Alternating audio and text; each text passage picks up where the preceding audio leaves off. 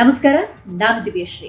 ಸಂಜೆ 6 ಗಂಟೆಗೆ G Kannada ನ್ಯೂಸ್ನಲ್ಲಿ ಪ್ರಸಾರವಾಗುವಂತಹ G ಸಂವಾದದಲ್ಲಿ ಮಧ್ಯಪ್ರಾಚ್ಯದ ಯುದ್ಧದ ಬಗ್ಗೆ ಮಾತಾಡ್ತಾ ಇದ್ದೀವಿ. ದೇಶದ ನಾಗರಿಕರ ಹಿತದೃಷ್ಟಿಯಿಂದ ನೋಡ್ತಾ ಹೋಗೋದಾದ್ರೆ ಯಾರಿಗೂ ಕೂಡ ಯುದ್ಧ ಬೇಡವೇ ಬೇಡ. ಪ್ರಧಾನಿ ನರೇಂದ್ರ ಮೋದಿ ದೇಶದ ಜನತೆಯನ್ನ ಉದ್ದೇಶಿಸಿ ಇರಾನ್, ಇಸ್ರೇಲ್, ಅಮೆರಿಕದ ನಿರಂತರ ಸಂಪರ್ಕದಲ್ಲಿ ನಾವಿದ್ದೇವೆ. ಭಾರತ ಶಾಂತಿಯನ್ನ ಪ್ರತಿಪಾದಿಸುತ್ತೆ. ಹಾಗಾಗಿ ಯುದ್ಧ ನಿಲ್ಲಿಸುವ ಎಲ್ಲಾ ಪ್ರಯತ್ನವನ್ನ ನಾವು ಮಾಡ್ತಾ ಇದ್ದೀವಿ. 2 ಬಾರಿ ದೂರವಾಣಿ ಸಂಪರ್ಕ ಕೂಡ ಮಾಡಿದ್ದೇನೆ ಅನ್ನೋದನ್ನ ಉಲ್ಲೇಖ ಮಾಡಿದ್ದಾರೆ. ಇದೆಲ್ಲದರ ನಡುವೆ ಇರಾನ್, ಇಸ್ರೇಲ್, ಅಮೆರಿಕದ ಯುದ್ಧವನ್ನ ನಿಲ್ಲಿಸುವಂತ ನಿಟ್ಟಿನಲ್ಲಿ, ಶಾಂತಿ ಸ್ಥಾಪನೆ ಮಾಡುವಂತ ನಿಟ್ಟಿನಲ್ಲಿ ಪಾಕಿಸ್ತಾನ ಮಧ್ಯಸ್ಥಿಕೆ ವಹಿಸುವಂತಹ ಸಾಧ್ಯತೆಗಳು ದಟ್ಟವಾಗಿದ್ದಾವೆ.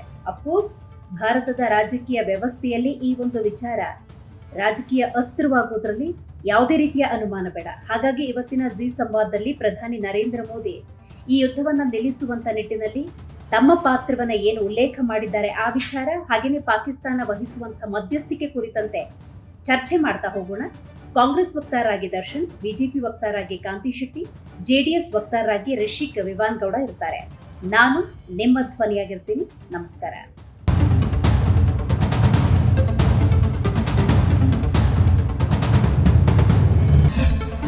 ಜಿ ಕನ್ನಡ ನ್ಯೂಸ್ ಪ್ರೀಮಿಯರ್ ಲೀಗ್ಗೆ ನೋಂದಾಯಿಸಲು ಈಗಲೇ ಸಂಪರ್ಕಿಸಿ 9711881960.